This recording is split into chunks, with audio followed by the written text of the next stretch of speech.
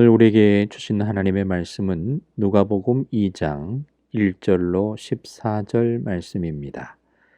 이 말씀을 가지고 영원한 왕이신 그리스도라는 말씀으로 함께 새벽의 말씀으로 나누겠습니다. 예수님이 사람들에게 배척받았던 이유는 그들이 소망하는 메시아의 모습이 아니었기 때문입니다. 그러나 성경은 하나님이 다윗에게 언약하신 메시아가 예수님임을 확증합니다.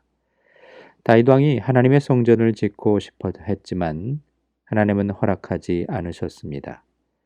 다윗이 전쟁터에서 많은 피를 흘리면서 살았기에 평화를 상징하는 성전을 건축하기에는 합당하지 않았다라는 것입니다. 하지만 하나님은 다윗의 마음에 기쁘게 여기시고 그에게 복을 약속하십니다. 그 약속은 다윗의 후손이 영원한 왕이 되게 하시겠다라는 약속입니다. 그런데 유다의 역사에는 이 언약이 성취되지 않았습니다. 유다 왕국은 바벨론에게 멸망을 당해 왕위가 끊어지고 말았죠. 이는 하나님의 언약이 이 땅의 왕국과 왕에 대한 것이 아니라 영원한 하나님의 나라와 영원한 왕에 대한 것임을 암시하고 있는 말씀이란 뜻입니다. 그래서 유다 사람에게 메시아는 다윗의 후손이라는 별칭으로 불렸습니다. 그들은 하나님이 다윗에게 약속하신 대로 언젠가는 다윗의 후손이 이스라엘의 왕으로 세워져 다윗 왕 때처럼 왕국을 부흥시킬 것을 믿고 소망했습니다. 그래서 복음서에서 이스라엘 사람들이 예수님을 다윗의 자손이라고 불렀던 것입니다. 그렇습니다. 예수님은 성령으로 말미암아 잉태되셨지만 계보에 따르면 다윗의 후손입니다. 대다수의 유대인들이 아직까지 예수님이 다윗의 후손으로 오실 메시아임을 부정하고 있습니다. 그러나 오늘 우리가 알아야 될 것은 성령의 감동을 입은 성도는 예수님이 바로 하나님의 약속하신 대로 다윗의 후손으로 이 땅에 오신 메시아, 영원한 하나님의 나라의 왕이심을 믿습니다.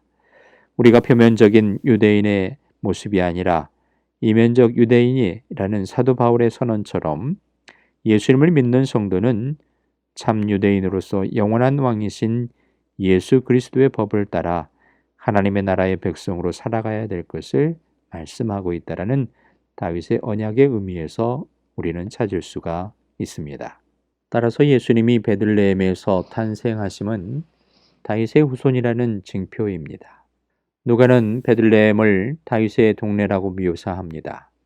그리고 예수님의 아버지 요셉이 다윗의 집 족속으로 호적 등록을 하기 위해서 고향 베들레헴에 방문했다가 그곳에서 예수님을 낳게 되었음을 증언한 것입니다. 이스라엘이 로마 식민지였기 때문에 로마 황제의 명령을 따라 호적하러 고향을 방문했던 것입니다. 이는 역사의 주관자이신 하나님이 예수 그리스도를 이 베들레헴에서 탄생하게 하심으로 다윗의 후손의 메시아임을 알리시기 위한 그에게 말씀이셨던 겁니다. 그렇습니다. 하나님은 천사를 보내 그리스도께서 베들레헴에서 탄생하신 소식을 목자들에게 전하십니다. 주의 사자는 예수님이 베들레헴의 탄생에 대해 다윗의 동네에 너희를 위하여 구주가 나셨으니 곧 그리스도 주시라 라고 분명하게 선언하시고 계십니다. 천군 천사들은 어떻습니까? 하늘에서는 영광, 땅에서는 평화라는 찬송으로 그리스도가 탄생하신 의미를 선포합니다. 이처럼 당시 이스라엘 사람들은 자기 민족을 이방의 압제하에서 해방시키고 자유를 가져다주는 메시아임을 갈망했지만 하나님의 뜻은 달랐다라는 것입니다. 하나님은 메시아를 통해 사탄의 권세를 무찌르고 인류의 죄로부터 해방시켜 영원한 하나님의 나라에 영생 복락을 누리게 하시려는 구원의 계획을 가지고 계셨던 것입니다. 이처럼 다른 모습을 말씀하는 겁니다. 다윗의 후손으로 다윗의 동네에 탄생하신 예수님이 바로 그 영원한 나라의 왕이십니다. 오늘 성탄절을 이 새벽을 맞이해서 이 복음의 역사가 우리 가운데 지금도 우리에게 오시는 예수 그리스도의 모습으로 나타나고 있습니다. 이 복음으로 참된 평강을 누리게 되는 우리는 모든 사람에게 그래서 이 기쁜 소식을 전하고 할 수만 있으면 모든 사람이 하나님의 나라의 백성이 되도록 기도하고 전하고 힘써야 하는 것입니다. 사랑하는 성도 여러분, 기쁨의 성탄을 맞이하면서 오늘 우리는 코로나라는 어려움 가운데 있지만 예수님은 십자가를 지심으로 우리를 영원한 하나님의 나라의 백성으로 삼으신 것처럼 우리는 주님을 왕으로 모시고 왕의 말씀을 순종하며 살아가야 될 줄로 믿습니다.